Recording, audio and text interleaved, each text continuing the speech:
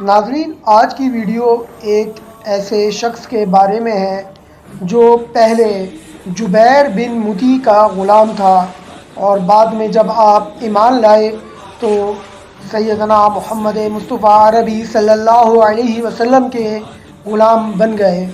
جی ہاں ناظرین، میں آج بات کر رہا ہوں حضرت وحشی رضی اللہ تعالیٰ عنہ کے حوالے سے۔ آج کی ویڈیو انہی کے حوالے سے ہے اور انہوں نے کس طرح حضرت امیر حمزہ رسول اللہ صلی اللہ علیہ وسلم کے چچا کو شہید کیا۔ آج کی ویڈیو اس حوالے سے ہے۔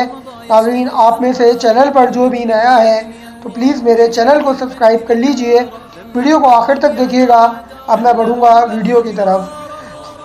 حضرت حارث تیمی رضی اللہ تعالیٰ عنہ فرماتے ہیں کہ غزوہ بدر کے دن حضرت حمزہ بن عبد المطلب رضی اللہ تعالیٰ عنہ نے شتر مرغ کے پر نشانی کے طور پر لگا رکھے تھے۔ ایک مشرک نے پوچھا، یہ شتر مرغ کے پر کی نشانی والا آدمی کون ہے؟ لوگوں نے اسے بتایا کہ یہ حضرت حمزہ بن عبد المطلب ہیں۔ تو اس مشرک نے کہا، یہی تو وہ آدمی ہے جنہوں نے ہمارے خلاف بڑے بڑے کارنامے انجام دیے ہیں۔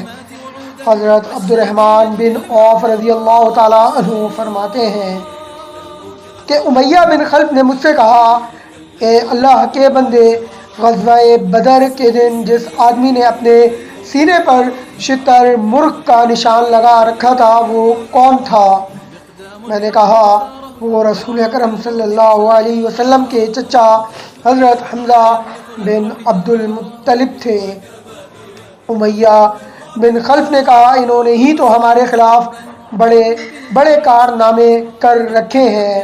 حضرت جابر بن عبداللہ رضی اللہ عنہما فرماتے ہیں کہ جب غزوہ احد کے دن لوگ لڑائی سے واپس آ گئے تو حضور اکرم صلی اللہ علیہ وسلم نے اپنے چچا حضرت حمزہ رضی اللہ تعالیٰ عنہ کو ان لوگوں میں نہ پایا۔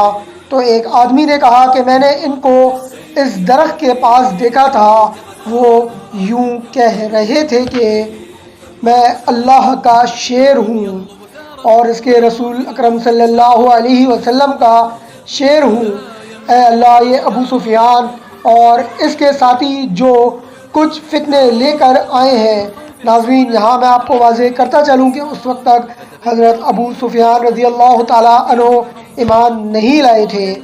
بہرحال ناظرین، لے کر آئے ہیں تیرے سامنے، میں ان سب سے برات کا اظہار کرتا ہوں اور مسلمانوں نے جو شکست کھائی ہے میں اس سے بھی بری ہونے کا اظہار کرتا ہوں۔ حضور اکرم صلی اللہ علیہ وسلم اس طرف تشریف لے گئے۔ جب شہادت کی حالت میں حضور اکرم صلی اللہ علیہ وسلم نے ان کی پیشانی دیکھی تو آپ صلی اللہ علیہ وسلم رونے لگے۔ پھر آپ صلی اللہ علیہ وسلم نے فرمایا، کیا کوئی کفن ہے؟ ایک انصاری نے کھڑے ہو کر ایک کپڑا ان پر ڈال دیا۔ حضرت جابر رضی اللہ تعالیٰ عنہ فرماتے ہیں کہ حضور اکرم صلی اللہ علیہ وسلم نے ارشاد فرمایا کہ قیامت کے دن اللہ تعالیٰ کے نزدیک تمام شہیدوں کے سردار حضرت حمزہ رضی اللہ تعالیٰ عنہ ہوں گے۔ حضرت جعفر بن عمرو بن امیہ زمری رحمۃ اللہ علیہ فرماتے ہیں کہ میں حضرت عبید اللہ بن عدی بن خیار حضرت معاویہ رضی اللہ تعالیٰ عنہ کے زمانہ خلافت میں باہر نکلے۔ پھر آگے باقی حدیث انہوں نے ذکر کی اور اس میں یہ بھی ہے کہ یہاں تک کہ ہم لوگ حضرت وحشی رضی اللہ تعالیٰ عنہ کے پاس جا بیٹھے اور ہم نے ان سے کہا کہ ہم آپ کے پاس اس لیے آئے ہیں تاکہ ہمیں بتائیں کہ آپ نے حضرت امیر حمزہ رضی اللہ تعالیٰ عنہ کو کس طرح سے قتل کیا۔ حضرت وحشی رضی اللہ تعالیٰ عنہ نے فرمایا، میں تمہیں یہ قصہ اس طرح سنا دوں گا جیسا کہ میں نے حضور اکرم صلی اللہ علیہ وسلم کے فرمانے پر حضور اکرم صلی اللہ علیہ وسلم کو سنایا تھا۔ میں حضرت جبیر بن مطعم کا غلام تھا۔ ان کا چچا طلحہ بن عدی غزوہ بدر میں مارا گیا تھا۔ جب قریش جنگ احد کے لیے چلے تو جبیر نے مجھ سے کہا کہ اگر تم میرے چچا کے بدلے میں محمد صلی اللہ علیہ وسلم کے چچا حضرت حمزہ رضی اللہ عنہ کو قتل کر دو گے تو تم آزاد ہو، اور میں ایک حبشی آدمی تھا اور حبشیوں کی طرح نیزہ پھینکا کرتا تھا، اور میرا نشانہ بہت کم خطا جاتا تھا۔ میں بھی کافروں کے ساتھ اس سفر میں گیا۔ جب دونوں لشکروں میں مٹ بھیڑ ہوئی تو میں حضرت حمزہ کو دیکھنے کے لیے نکلا، اور میں بڑے غور سے انہیں دیکھتا رہا، یعنی تلاش کرتا رہا۔ بالآخر میں نے انہیں تلاش کر لیا، ان کو لشکر کے کنارے پر دیکھ لیا۔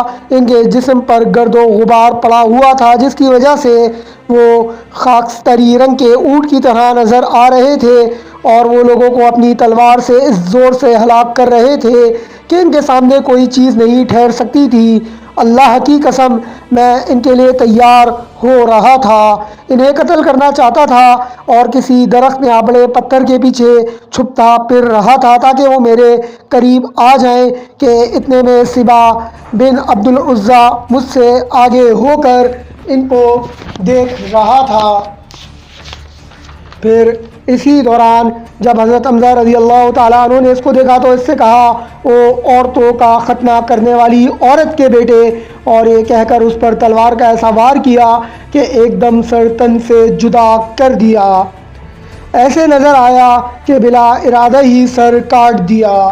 پھر ناظرین آگے حضرت وحشی فرماتے ہیں، اس وقت تک وہ ایمان لا چکے تھے جب یہ واقعہ وہ سنا رہے تھے۔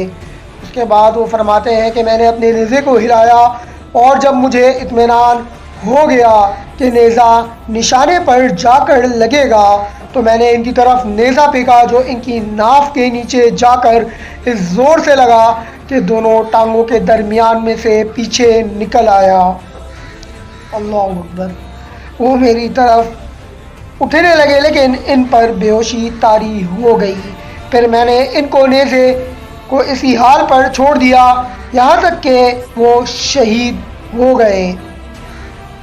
پھر میں نے ان کے قریب گیا اور اپنا نیزہ لے لیا، اور پھر اپنے لشکر میں واپس آ گیا اور جا کر بیٹھ گیا۔ حضرت حمزہ رضی اللہ تعالیٰ عنہ کو قتل کرنے کے علاوہ مجھے اور کوئی کام نہیں تھا، اور میں نے ان کو اس لیے قتل کیا تھا تاکہ میں ایک غلام تھا اور میں آزاد ہو جاؤں۔ چنانچہ جب میں مکہ آیا تو میں آزاد ہو گیا۔ پھر میں وہیں ٹھہرا رہا یہاں تک کہ جب حضور اکرم صلی اللہ علیہ وسلم نے مکہ کو فتح کر لیا تو میں بھاگ کر طائف چلا گیا اور وہاں جا کر ٹھہر گیا۔ یہاں تک کہ جب حضور اکرم صلی اللہ علیہ وسلم نے مکہ کو فتح کر لیا تو میں بھاگ کر طائف چلا گیا اور وہاں جا کر ٹھہرا رہا۔ پھر جب طائف کا وفد مسلمان ہونے کے لیے حضور اکرم صلی اللہ علیہ وسلم کی خدمت میں گیا تو سارے راستے مجھ پر بند ہو گئے، اور میں نے کہا شام چلا جاؤں یا یمن یا اور پھر کسی اور جگہ چلا جاؤں۔ ناظرین پھر حضرت وحشی فرماتے ہیں کہ میں ایک جگہ بیٹھا ہوا تھا کہ وہاں پر ایک آدمی آیا اور اس نے مجھ سے کہا کہ محمد رسول اللہ صلی اللہ علیہ وسلم کے پاس جو کلمہ شہادت پڑھ کر جاتا ہے وہ اس کے لیے عام معافی کا اعلان فرما دیتے ہیں۔ پھر میں محمد صلی اللہ علیہ وسلم کے دین میں داخل ہونے کے لیے رسول اکرم صلی اللہ علیہ وسلم کی خدمت اقدس میں حاضر ہوا۔ جب میں ان کے قریب پہنچا تو ان کو معلوم چلا اور میں نے بآواز بلند کلمہ شہادت پڑھا، جس پر رسول اکرم صلی اللہ علیہ وسلم نے فرمایا کیا تم وحشی ہو؟ تو میں نے کہا یا رسول اللہ صلی اللہ علیہ وسلم جی ہاں میں وحشی ہوں۔ اس پر رسول اکرم صلی اللہ علیہ وسلم نے فرمایا کہ تم میرے سامنے مت آیا کرو، کیونکہ میرے چچا سید الشہداء حمزہ رضی اللہ تعالیٰ عنہ کی یاد تازہ ہو جاتی ہے۔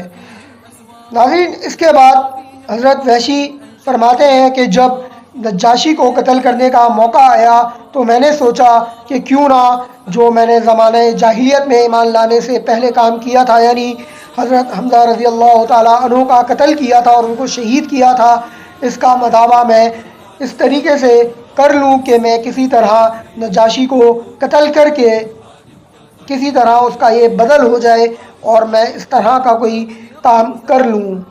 پھر حضرت حمزہ رضی اللہ تعالیٰ عنہ کی شہادت کا شاید یہ ایک طرح سے بدلہ ہو جائے۔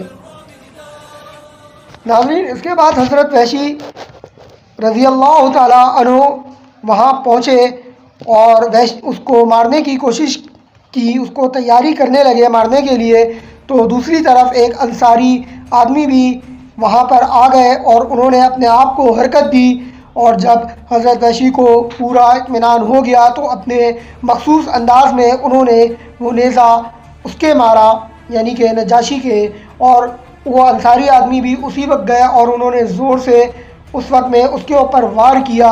تو اس پر حضرت وحشی رضی اللہ تعالیٰ عنہ فرماتے ہیں کہ مجھے نہیں معلوم، اللہ بہتر جانتا ہے کہ وہ میرے نیزے کے وار سے قتل ہوا یا ان انصاری صحابی کے وار سے قتل ہوا۔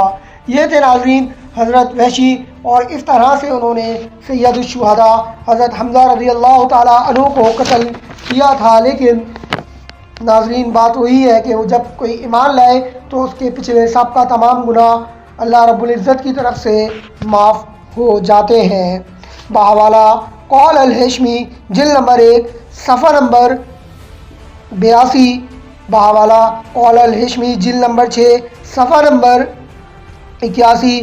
اور ناظرین اس کے علاوہ ایک اور اس کا حوالہ ہے، وہ ہے اخرج ابن عساکر قذافی المنتخب الکنز جلد نمبر 5 صفحہ نمبر 72۔ امید ہے ناظرین یہ ویڈیو آپ لوگوں کو پسند آئی ہوگی۔ انشاءاللہ جلد ایک اور نئی ویڈیو کے ساتھ حاضر ہوں گا۔ اللہ حافظ۔